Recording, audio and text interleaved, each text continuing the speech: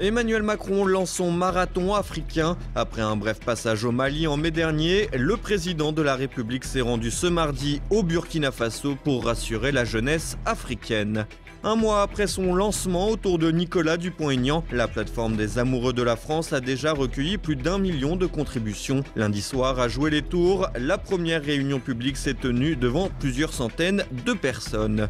Dans 4 mois, la Russie élira son président, un scrutin sans grand suspense, tant la réélection de Vladimir Poutine semble une évidence. Xavier Moreau revient sur les raisons de la longévité de l'homme fort de Moscou.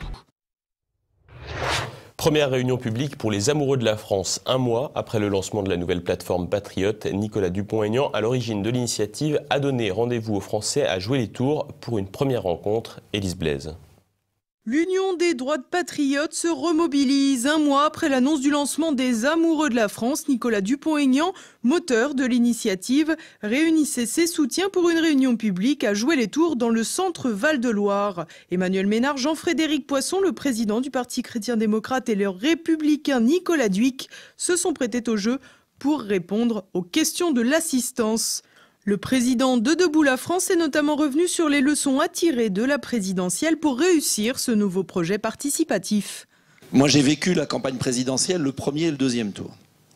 Et je pense qu'on a perdu le premier, enfin, ils ont perdu le premier. C'est pas contre toi.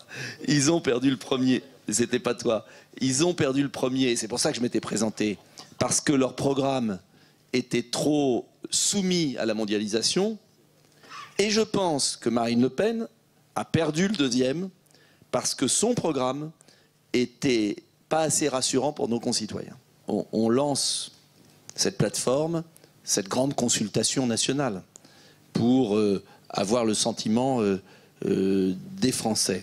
Tout ce que j'ai envie qu'on fasse ensemble, c'est de trouver le bon point d'équilibre entre la protection du pays réelle, pas la fausse protection dont nous ont parlé les socialistes et les républicains vendus à l'Union européenne depuis tant d'années. Une vraie protection, mais qui est une protection qui n'est pas une fermeture. Vous voyez ce que je veux dire? C'est-à-dire le bon équilibre.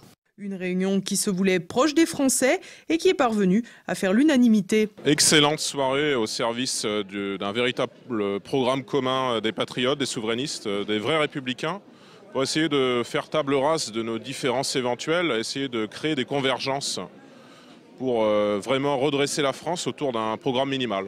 Ce qu'il faut, c'est se rassembler, faire l'union des droites, mais également ramener des gens de gauche pour aimer la France et récupérer toute notre souveraineté.